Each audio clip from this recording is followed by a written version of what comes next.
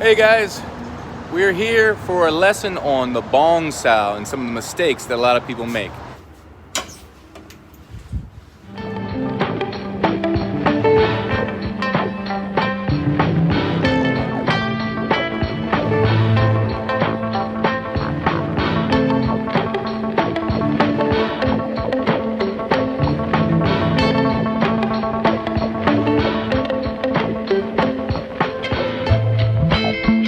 The Bong Sao is one of Wing Chun's most popular moves. In fact, it's called one of the three main techniques of Wing Chun. Phuc Sao, Tan Sao, and Bong Sao being the three.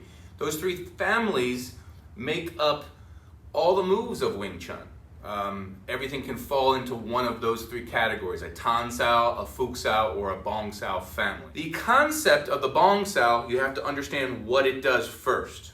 So number one, a Bong Sao is a spiraling motion.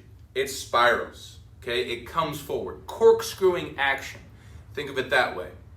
Now, a Bong Sao can be at different ranges. You can have a longer Bong Sao. You can also have a Bong Sao that comes back further. Okay, it can come back further even into what could be a Lan Sao taking on, or even an elbow.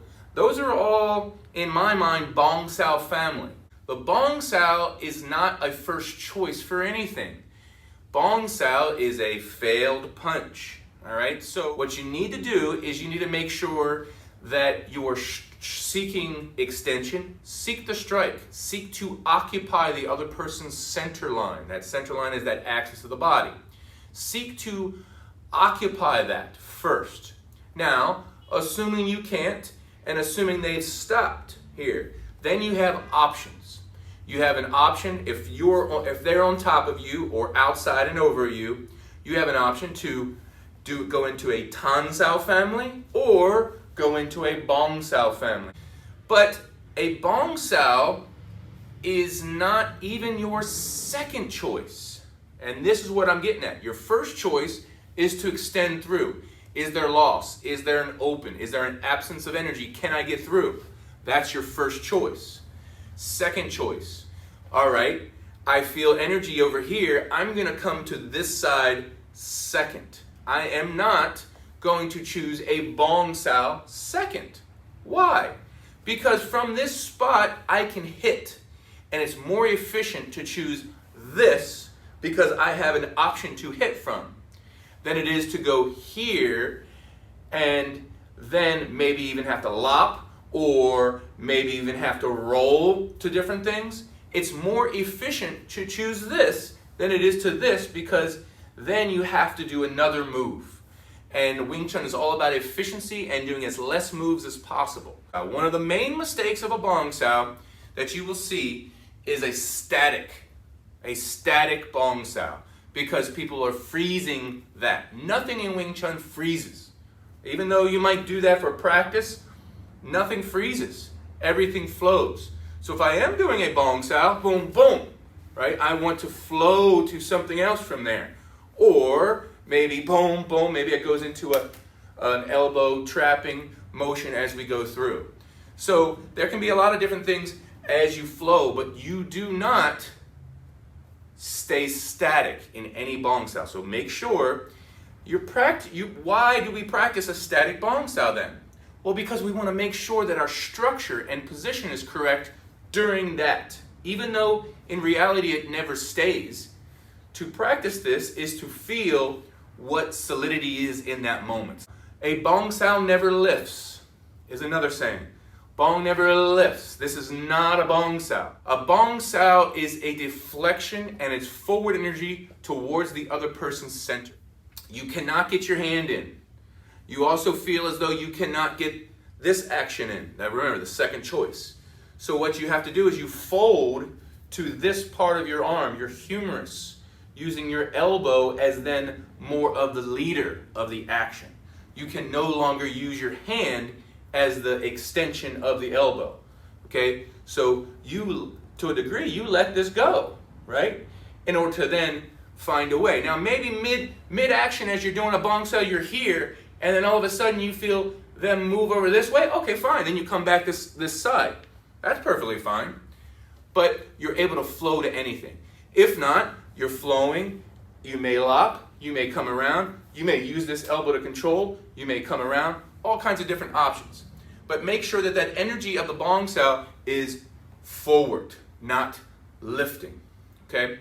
When you feel someone's elbow that practices good Wing Chun, you're going to feel a immovable elbow. That's what it's called, But Dong Jong in Cantonese. Now this immovableness comes because of a connection in the shoulder and in the hips. So when you move this connection between your hips are literally in your elbow, and your elbows are in your hips. So someone goes to move, they'd have to move your hips. Okay, so this is important. It's also important for your Tan Sao, for your Fuk Saos, for everything. Here's the issue. You see people doing Bong Saos like this, okay, where they're up here, okay? And they don't have any control of the underneath of it. Never let someone get underneath of your elbows, because then they have control. Leverage from the ground, they have control of your elbow. Be very, very careful. Don't let this happen. So you have got to make sure that when you go, you have a connection here between your elbow and your hip. Okay? If you take your hand and you press up on your elbow, it should not be able to go up. Okay? That is a connection between your elbow and your hip. If your shoulder is up during a Bong Sao, that is incorrect. So this goes together with Mahjong, or correct elbow position. The correct elbow position deals first with the shoulder and then with the elbow. That shoulder's got to be down. Your latissimus dorsi has to be engaged. Okay? To some point. You don't need to make yourself rigid in the process. Beginners will do that because it feels weird. They haven't ever done this before. But over time, it doesn't feel rigid at all. You have an independence. You have a solidity in your shoulder, and then you have a floppy emptiness kind of in the hands as you're flowing around. So be very careful of lifting that Bong Sao and keeping it too high, of disconnecting your structure. Move. When you're moving the whole action. See how I'm moving with it. It's not a separate action. All right, so there's quite a few tips in here. I don't mean to overwhelm you if you're just beginning your Wing Chun, but there's just a good amount of information that I think a lot of people need. So that's why I do these videos. It's I want to share with you all this information I've gotten over the last 26 years, and all the things that I help my students with, and things that honestly I see a lot of people, specifically on YouTube and with the people I've touched hands with outside of my line of Wing Chun, they're doing it a lot. Okay, so let's really try to see if you can focus in on these few things. Ask me questions down below. I'm happy to help. I want the level of Wing Chun to rise and get better and better and better. Higher quality Wing Chun helps everyone. It's not just about helping me, it's about helping everyone. And there is a difference between good Wing Chun and lower level Wing Chun. The unfortunate truth is a good majority of Wing Chun out there is lower level. And they just think they're doing right. They think they're doing well, and they're just not, okay? So hopefully this helps. I am Sifu Adam Willis, and thank you so much for subscribing. I do have my online Wing Chun lessons for beginners. It is a 90-day program.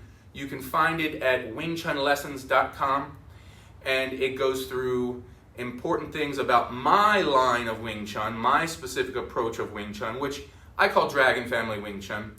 It's through the Lung Shung lineage, Yip Man's first senior-most student in Hong Kong. We go through Su Nim Tao. We go through the wooden dummy. Now, if you don't have a dummy, we're still going to do the dummy in the air, Hong Zhang. It goes through energy exercises, simultaneous attack and defenses, concepts of structure, which I'm huge on. I really believe this is an internal art, but an internal art that needs to be practical for fighting, not simply just an internal art for the sake of looking fancy or being able to do certain things. It needs to be practical. So, and there's much more that it goes through. And then after that 90-day program, assuming you pass that, assuming you get through that, then I have higher levels for those that are looking for more. So, all right, guys, thank you much.